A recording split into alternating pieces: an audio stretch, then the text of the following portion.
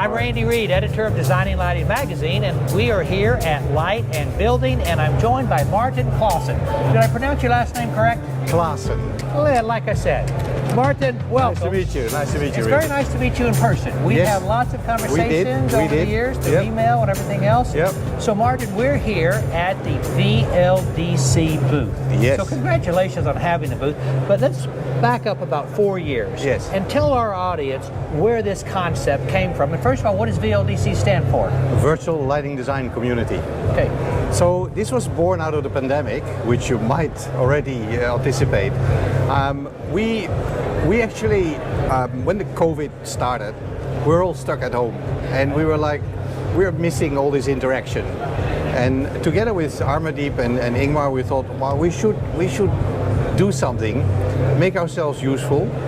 And so we created this concept of a virtual community that could communicate, because at the time everything... And a global community. Of course global, because internet is global, right? So that's how it started. We then got Sharon Stammers and Martin Lupton to join, as well as Katja. And that was basically the founders team of the virtual lighting design community. We basically every single week from the early 20, I think it was 2020, we had weekly meetings to develop this idea. And we kept having, and still today, every Friday, we have our meeting, plan ahead, what are we going to do, what do we need to do, what kind of content. And now, because COVID is sort of behind us, we decided that we also need to get out there. Because there's a lot of events, people meet at the events. Once the events are gone, people go home and it's gone. We don't have that communication anymore. Now, we record what has happened at the events. We have interviews. Some people were not able to make it.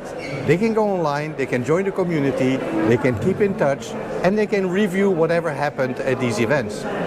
So it is sort of a bridge between events, but at the same time it's a community, a global community online that can keep in touch, talk, and exchange, most of all, information, knowledge. It's a platform where we exchange knowledge. It wants to be educational, what's happening in our industry. If you have any questions, you can put it out there. There's people in the industry that may be able to answer your questions. That's sort of... And then you have a library of these videos that people can go back. Course. And how big is your library now? Whoa, I don't know exactly how many we have, but we are now we're entering our third season. First season we had 9, we call it episodes. Every episode had 4 speakers. Okay. So we have 9 times 4 is 36 thought leaders that express their thoughts on different subjects. Then these 4 speakers come together in a panel and they discuss each other's presentations. Okay. Right? Oh, it's a good way to do it. Yeah. So we have done that in season 1. Now we just sort of rounding up season 2. So I would think that by now we probably have 30. We're approaching maybe 70, 80. Wow. Like thought leader. You can see on the board here. Yes, I do. There's all famous names that have contributed. Yes. Right. Yes. So our platform consists of members, which are the global lighting community. We have thought leaders who do actual presentations, which are experts in their fields. We have supporters, which are mainly the manufacturers that support our initiative, which have big names like Urco and Signify and Aero and K-Light. So some of them are present here, Felix. And then we have our partners, and these are like social media partners, general media partners, there are educational institutes like universities, that sort of people. So we exchange partnerships with them. We have a partnership with Light Middle East, with Massive Frankfurt Middle East. And so we exchange knowledge, we support them, we have helped support the program here as well. We're working with Massive Frankfurt in Hong Kong for the Guangzhou Light Fair, developing program, providing speakers, things like that. Okay, so let's talk about the business side of it, if we may. How many members do you have now? We are heading quickly to the 400 members. Okay, and how much do they pay per year? Right. So we have the regular members. It's like $4. It's like a Netflix subscription. It's like Right. $4 something, $50 a year. That's for the regular members. Then we have supporters, which are the manufacturers, which can have a basic package, which is $1,500 a year, or a pro membership in which they can collaborate with us on events, which is $4,000 a year. Okay. Yeah. Okay. And how many of those members do you have that are manufactured? You mentioned Urco. We have at the moment I think eight supporters. We are Okay. discussing with another Okay. 4 or 5 at the moment. Because I knew for $4 or $5 a month, that's not sustainable. So you do No. need those We need yes, of manufacturers. course. So And then that's- we are makes also sense to me. working with organizations like Light Middle East. We get paid to produce content. Same with other events. So we're currently even working on developing an awards program So as well. let me ask you this. You've been practicing lighting design for 45 years. So Yeah. you were one of the early ones. You're there in the early days with Howard Branston and a That's few it, others. In today's environment, at least in the US, many of the lighting designers are not in the office. Or if they're in the office, they're in for a couple days per week. Yes.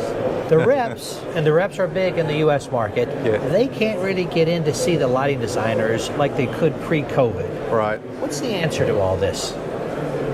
Virtual lighting design community, Okay. in a way. But that's more on a general scale, right? If I talk about my own company, it's like my door is always open. You can call me, you can message me. I'm not always in But the you're office. of a different generation. Yeah. Today's young people that are in lighting design, they don't necessarily feel that way. No? They are I know, not so big on people coming into their office when they're working. No, but yeah, that's true. That's true. And I'm also, I'm like also a mentor. I'm participating in the Silhouette Awards as a mentor. It's Right. very Great gratifying. program. Yeah, it's a really Great gratifying program to be able to share your knowledge and help the new generation. So I'm very big on that. And as you know, I also have my own personal website and my own platform called Light Talk. And Light Talk is where I bring all my knowledge together, right? I've got my books there. I've got my, I offer mentorship.